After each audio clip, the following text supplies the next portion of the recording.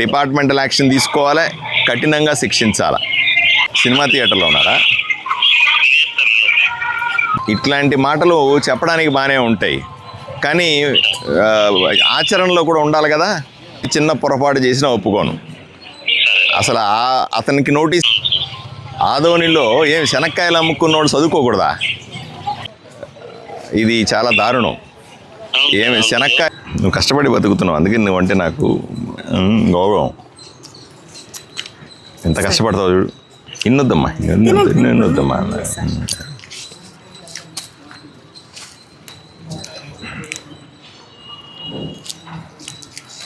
మీ ME వాళ్ళు ఎవరు phone ఎత్తట్లేదు? వాళ్ళు కూడా వీసీలో ఉన్నారా? లేదు సార్, వాళ్ళు వీసీలో లేదు సార్.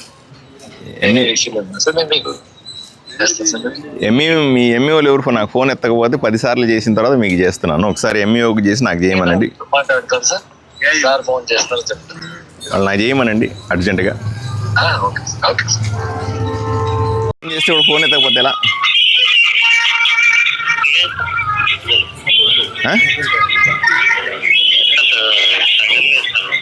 సినిమా థియేటర్లో ఉన్నారా? మరేంటి ఆ పాటలు?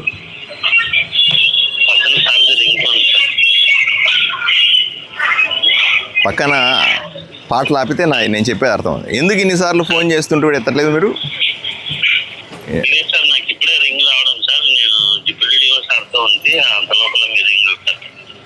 రైట్, రాసుకో. నీ పేరేంటమ్మా? విజయ అనే ఒక మహిళ శనక్కాయలు అమ్ముకుంటుంటుంది.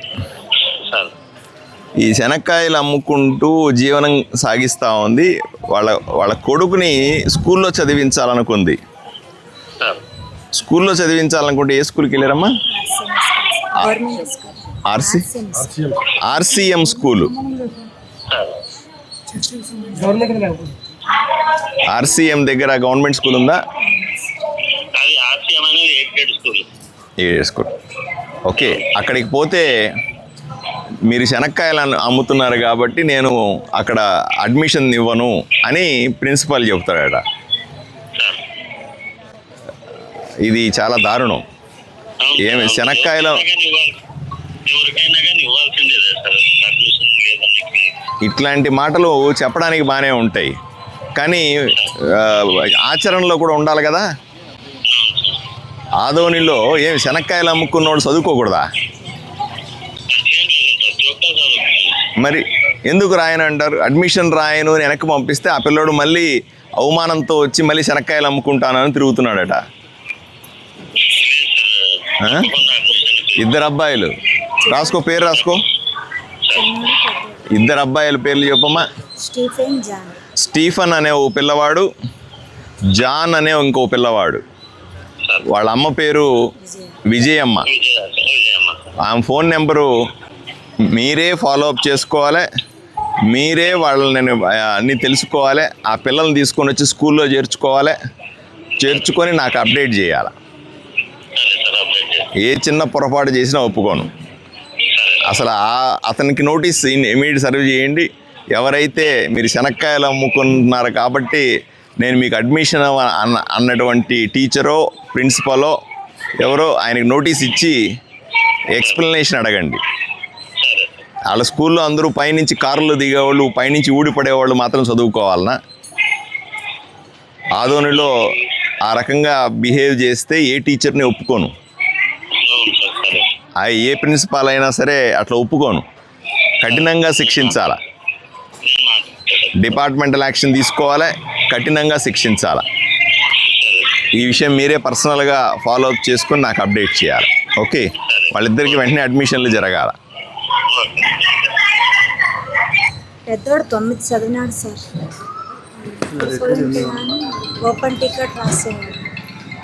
2000 డబ్బులు ఇచ్చి మీరు రాపించుకోండి అమ్మా అని అన్నారు.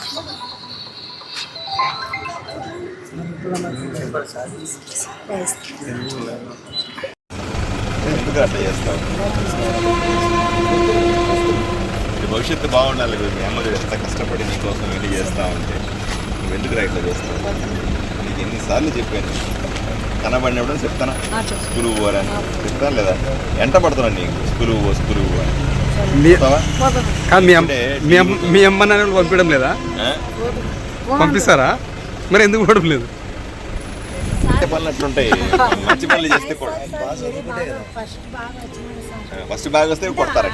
మ్యాచ్ పోతాడు, మ్యాచ్ ఆడుకునేకి క్రికెట్ క్రికెట్ ఆడి మంచిదే. ఏమో సచిన్ తెండూల్కర్ అవుతాడేమో, నీకు తెలియదు కదా. ఎంత పెద్దోడు అవుతాడు నీకు తెలియదు కదా. ఆడుకోవాలా, చదువుకోవాలా, అర్థమైందా?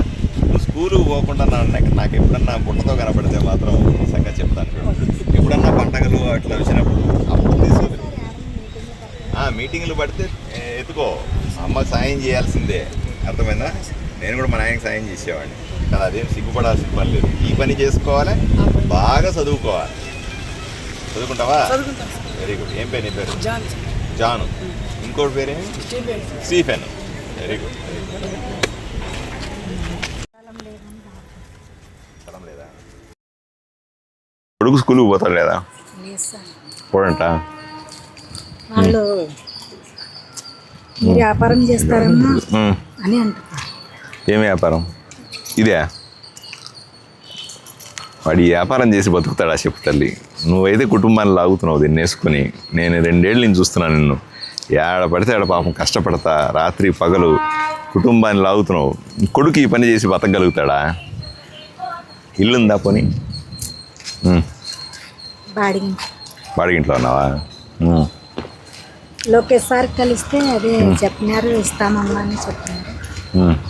డ్రైవర్ సార్ నంబర్ ఇచ్చినారు సార్. అంటే ఫోన్ చేసినారు వాళ్ళు, టైం పడుతుందమ్మా అని. అప్లై చేసినావా?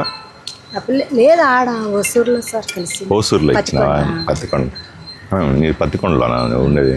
లేదు, నేను ఉండేది ఈడే సార్. మరి వ్యాపారం పోయింటుంది సార్. వ్యాపారం కోసం పోయింటుంది. ఇక్కడ ఇల్లు కావాలన్నా పత్తికొండలో కావాలన్నా? అదే సార్, నేను ఉండేది ఈడే. నాకు ఇచ్చింది నంద్యాలకి సార్. ఎవరికి అడిగినా కానీ ఏం ఇవ్వట్లేదు సార్. అప్లై చేస్తే ఒకసారి అప్లై చేసాము, ఫలితం ఒకసారి అప్లికేషన్ తెచ్చి నాకు ఇవ్వు, అర్థమైనా? ఏదో రకంగా ఎక్కడో చోట వచ్చింటి సార్. ఇంటి దగ్గర వచ్చి కూర్చొని వాన పడుతుంటే ఇంకా వచ్చేస్తాను. ఎప్పుడన్నా నీకు వ్యాపారం లేనప్పుడు రా ఒకసారి. నువ్వు చేయబడి మొక్కకూడదు, నేను మామూలు సరేనా? ఖాళీగా ఉన్నప్పుడు రా. నువ్వు వ్యాపారం లేని రోజు వచ్చి నాకు పేపర్ ఇచ్చి సరిపోదు.